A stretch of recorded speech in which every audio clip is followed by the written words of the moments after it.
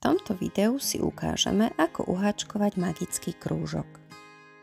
Začiatok priadze si prichytíme medzi palec a ukazovák.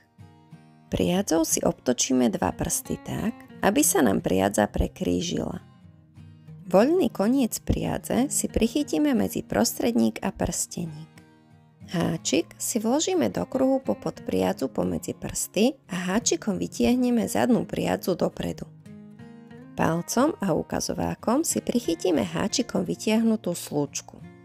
Po vybratí prstov vidíme, že nám vznikol kruh a slúčka na háčiku. Ľavou rukou si napneme priadzu tak, že si priadzu namotáme na ukazovák a jeho pohybom utiahneme slúčku na háčiku. Teraz háčikom naberieme napnutú priadzu a prevlečieme cez slúčku. Teraz máme pripravený základ pre magický krúžok. Ďalej budeme pokračovať háčkovaním krátkych stĺpikov do magického krúžku. Počet krátkych stĺpikov je vždy uvedený v konkrétnom návode. My budeme pokračovať s háčkovaním 6 krátkych stĺpikov.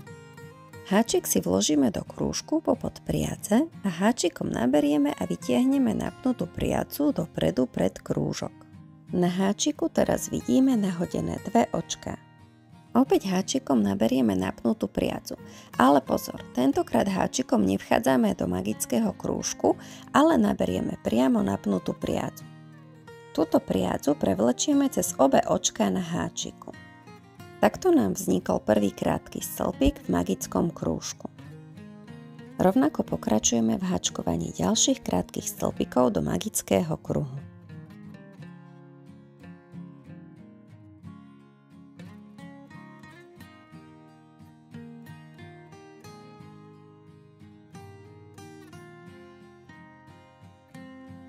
Takto si môžeme spočítať uháčkované očká. Prvé, druhé, tretie. Teraz máme v magickom krúžku uháčkované 3 krátke stĺpiky.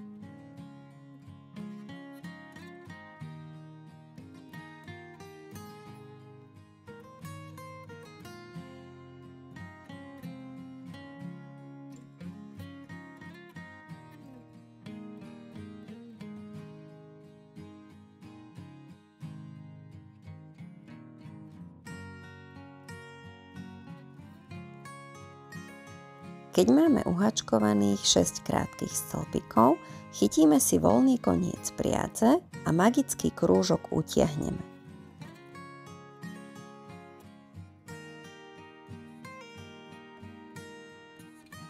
Po úplnom utiahnutí môžeme pokračovať dvoma spôsobmi.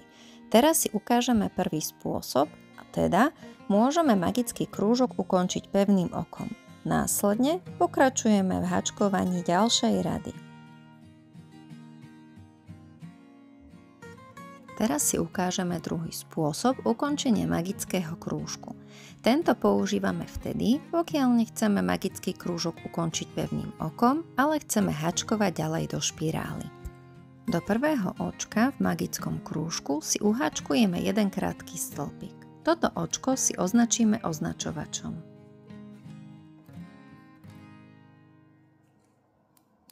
V háčkovaní pokračujeme ďalej podľa konkrétneho návodu.